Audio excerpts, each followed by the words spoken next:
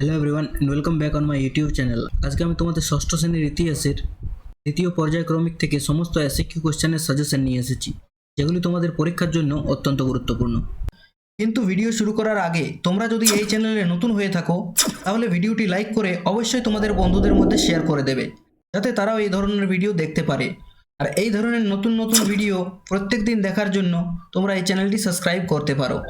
চলো ভিডিওটা শুরু করা যাক। এখান থেকে প্রথম প্রশ্ন হচ্ছে, বেদের অপর নাম শ্রুতি কেন? বৈদিক যুগে লেখার প্রচলন ছিল না। বেদের মন্ত্রগুলি গুরুর মুখে শুনে শুনে শিষ্যরা মনে রাখত বলে একে শ্রুতি বলা হয়। অষ্টাঙ্গিক মার্গকে গৌতম বুদ্ধ দুঃখ থেকে মুক্তির জন্য 8টি পথের কথা বলেছেন, একেই অষ্টাঙ্গিক মার্গ বলে। তোমরা যদি অষ্টাঙ্গিক মার্গ বিস্তারিত জানতে চাও তাহলে আমার বৌদ্ধ ধর্মের ভিডিওটি অবশ্যই দেখে নিও। আমি এই ভিডিওর শেষে ওই ভিডিওটি দিয়ে দেব। নেক্সট, নব্য ধর্ম কাকে বলে? খ্রিস্টপূর্ব ষষ্ঠ শতকে বৈদিক ধর্মের যাগযজ্ঞ ও জাতিভেদের বিরুদ্ধে যে নতুন ধর্মীয় আন্দোলন শুরু হয় তাকে নব্য ধর্ম বলে। নেক্সট, চতুর্জাম কি? জৈন তীর্থঙ্কর পার্শ্বনাথ প্রচারিত 4টি মূল নীতি হলো চতুর্জাম। এগুলি হলো অহিংসা, সত্য কথা বলা, চুরি না করা, নিজের জন্য সম্পত্তি না রাখা। এই 4টিকে চতুর্জাম বলা হয়। নেক্সট, পঞ্চমহাব্রত কি? পার্শ্বনাথের চতুর্জামের সঙ্গে মহাবীর ব্রহ্মচর্য নামক এক পঞ্চম নীতি যুক্ত করে, যা একত্রে পঞ্চমহাব্রত নামে পরিচিত। জনপদ ও মহাজনপদ বলতে কি বোঝায়? প্রাচীনকালে নির্দিষ্ট জনবসতিপূর্ণ এলাকাকে জনপদ বলা হতো এবং বড় ও শক্তিশালী জনপদগুলিকে মহাজনপদ বলা হতো। 10 রাজার যুদ্ধ বলতে কি বোঝো? ভরত গোষ্ঠীর রাজা সুদাসের সঙ্গে অন্যান্য 10টি গোষ্ঠীর রাজাদের যে যুদ্ধ হয়েছিল তাকে 10 রাজার যুদ্ধ বলা হয়। আর্য সত্য কি? গৌতম বুদ্ধ প্রচারিত 4টি প্রধান সত্য হল আর্য সত্য, যথা দুঃখ, দুঃখের কারণ, দুঃখ নিরোধ এবং দুঃখ নিরোধের পথ। ত্রিরত্ন কি? বৌদ্ধ ধর্মের 3টি স্তম্ভ হলো ত্রিরত্ন, বুদ্ধ, ধম্ম এবং সংঘ। এই 3টিকেই ত্রিরত্ন বলা হয়। নেক্সট, জৈন ধর্মের ত্রিরত্ন কি কি? সৎ বিশ্বাস, সৎ জ্ঞান এবং সৎ আচরণ। এই 3টি হলো জৈন ধর্মের ত্রিরত্ন। শ্বেতাম্বর ও দিগম্বর কাদের বলা হয়? জৈন ধর্মের যে সম্প্রদায় সাদা কাপড় পরত তারা শ্বেতাম্বর এবং যারা কোনো পোশাক পরত না তাদের দিগম্বর বলা হতো। হিনজান ও মহাযান কাদের বলা হয়?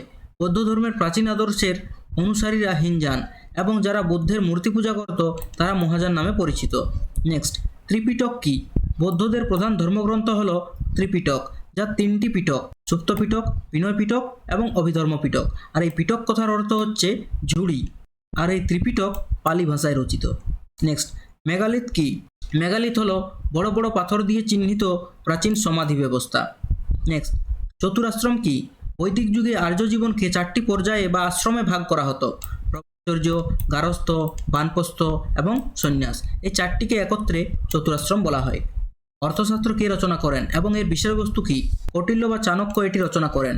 এর মূল বিষয়বস্তু হলো রাষ্ট্রশাসন ও রাজনীতি। ইন্ডিকা থেকে কি জানা যায়?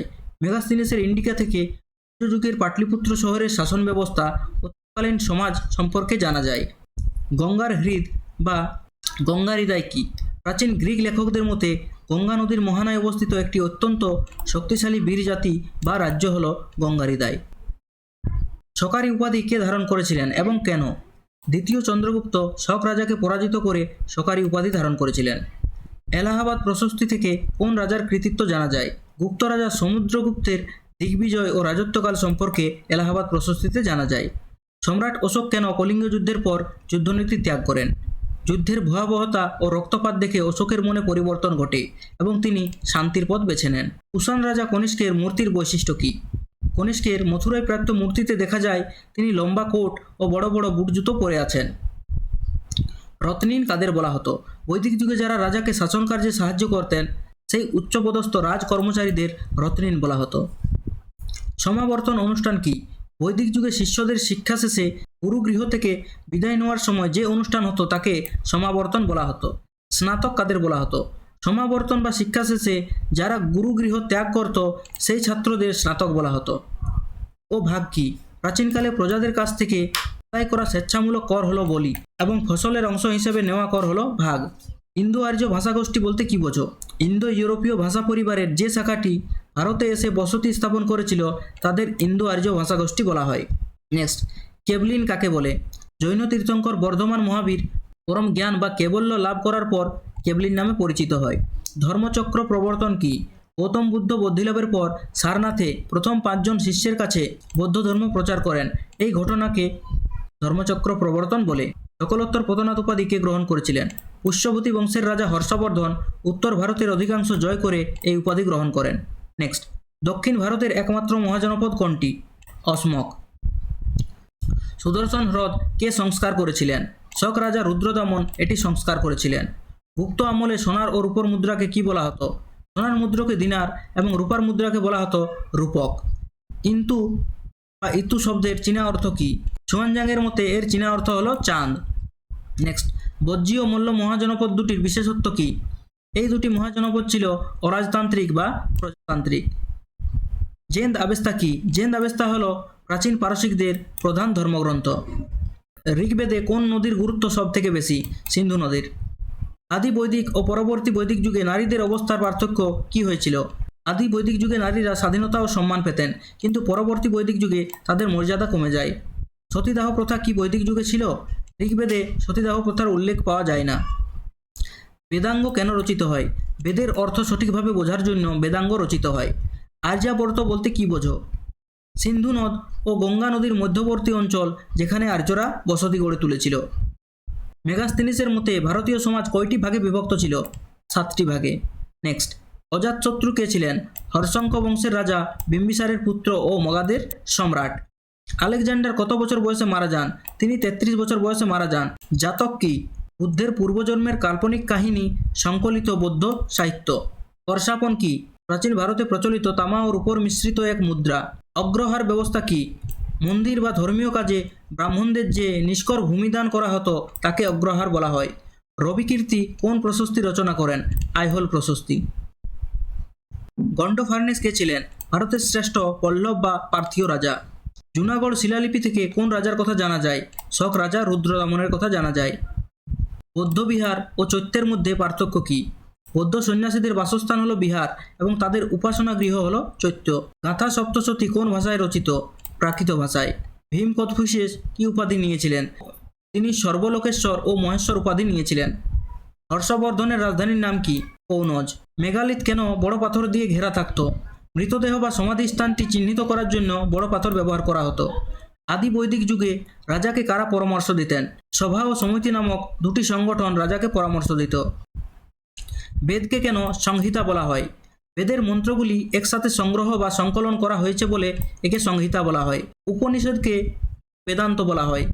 উপনিষদ বেদের শেষ ভাগে রচিত হয়েছিল বলে একে বেদান্ত বলা হয়।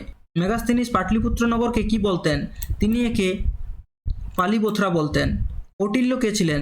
চন্দ্রগুপ্ত মৌর্যের প্রধানমন্ত্রী ও বিখ্যাত রাজনৈতিক এবং কূটনীতিক। অশোক কেন লুম্বিনী গ্রামে কর ছাড় দিয়েছিলেন? লুম্বিনী ছিল বুদ্ধের জন্মস্থান, তাই ধর্মীয় গুরুত্ব বিবেচনা করে তিনি সেখানে কর মুকুব করেন। দ্বাদশ অঙ্গ কেন গুরুত্বপূর্ণ? এটি জৈন ধর্মের মূল উপদেশগুলি জানার প্রধান উৎস। সুয়ানজাং কত বছর ভারতে ছিলেন? তিনি 15 বছর ভারতে ছিলেন। প্রাচীন ভারতের গুরুত্বপূর্ণ বন্দর তাম্রলিপ্ত বর্তমানে কোথায় অবস্থিত? পূর্ব মেদিনীপুর জেলার তমলুকে।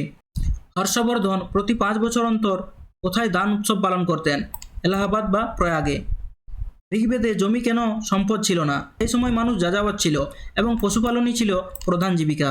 নেক্সট, বৈদিক যুগের শিক্ষার প্রধান মাধ্যম কী ছিল? মৌখিক আলোচনা বা শ্রবণের মাধ্যমে শিক্ষা দেওয়া হতো। মধ্যপন্থা কি? বুদ্ধদেব চরণ কৃচ্ছ সাধন এবং অতিরিক্ত বিলাসিতা বর্জন করে মাঝামাঝি পথ অনুসরণের কথা বলেন, যা মধ্যপন্থা নামে পরিচিত। কলিঙ্গ বর্তমানে ভারতের কোন রাজ্যে অবস্থিত? ওড়িশা রাজ্যে। মগধের রাজাদের প্রধান হাতিয়ার কী ছিল? জঙ্গল থেকে সংগৃহীত হাতি এবং লোহার অস্ত্রশস্ত্র। এই ছিল এখান থেকে সমস্ত ইম্পর্ট্যান্ট এসএকিউ কোশ্চেন অ্যান্সার। তোমরা যদি এই চ্যাপ্টারটি থেকে সমস্ত নোটস ডাউনলোড করতে চাও তাহলে তোমরা আমাদের ওয়েবসাইট www.gyaniralo.com ভিজিট করতে পারো। সেখানে তোমরা এটির পিডিএফ পেয়ে যাবে এবং সেখান থেকে তোমরা এটি সহজেই ডাউনলোড করতে পারবে। এছাড়াও তোমরা আমাদের হোয়াটসঅ্যাপ গ্রুপ, ফেসবুক পেজ এবং টেলিগ্রাম চ্যানেলেও এই পিডিএফটি পেয়ে যাবে। তোমরা এগুলিও অবশ্যই জয়েন করে নেবে এবং এই সবগুলির লিঙ্ক তোমরা ভিডিওর নিচে ডেসক্রিপশনে পেয়ে যাবে। এছাড়াও তোমরা আমাদের ওয়েবসাইটে ভিজিট করে মক টেস্ট, সাজেশন এবং অন্যান্য সাবজেক্টগুলির নোটসও দেখতে পাবে। আশা করি ভিডিওটি তোমাদের ভালো লেগেছে। See you in my next video. Till then, thank you for watching.